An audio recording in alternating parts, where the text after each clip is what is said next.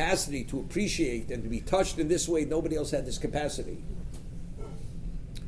We find that the Gemara tells us in Sanhedrin that Paro had 3 advisors, Bilam, Yisro, and Eov. And when Bilam had given the approach how to deal with the proliferation of the Jewish people, he was concerned they may take over the country and drive them out of the land. He said, enslave them. We'll begin the bondage. This was Bilam's solution.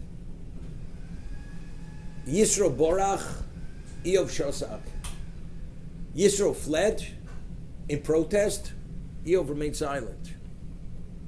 You understand, fleeing in protest seems to be a total disrespect to the greatest monarch of the world. Egypt was the most advanced civilization. Yisro could not tolerate this miscarriage of justice. How do you take an innocent people and enslave them? And there was no indication that they were a 5th column, that they were going to drive them out of the land. Not only that, if not for Yosef, Egypt would have perished, and all the wealth they had was only due to Yosef. How do you do such a thing? He could not tolerate, he fled. Yisro himself had such a core of truth within him, he could not tolerate something which was such an injustice, and he fled. Now he flees back to Midian.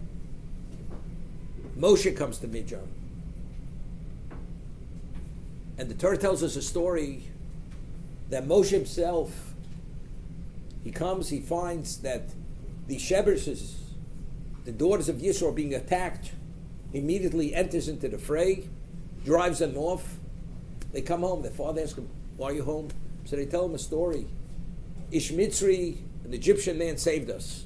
He says, why don't you call him to come home? Maybe he's an eligible husband for one of you. So the Maharal of Prague explains, what did Yisro see in Moshe that was so special? That immediately, when he heard what happened, he understood that this man is very unique and one of a kind. So the Maharal explains that usually a person who puts himself in danger or sacrifice to this degree, although he may not want to be compensated, he wants some degree of acknowledgement. At least the beneficiary of his action should be known to that person. He should have followed them home and introduced himself and then left.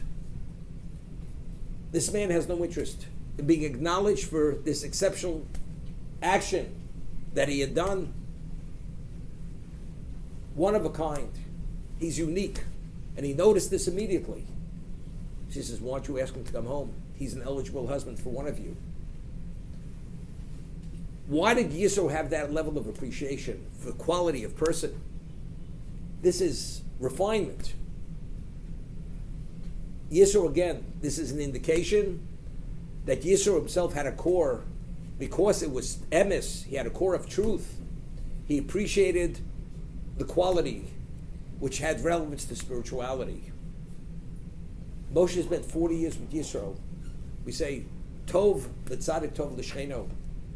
It is good for the tzaddik and it's good for the person who's his neighbor, who's associated with him. To be exposed for so many years, for more than 40 years, in addition to being your son-in-law, for all these years, the level of influence, even on a subliminal level, is overwhelming. Yisro had a different capacity, and because he had this special capacity, by Yishma Yisro, Mashmu Shemabo, when he heard Kriyas Yamsuf, he internalized, he processed it differently.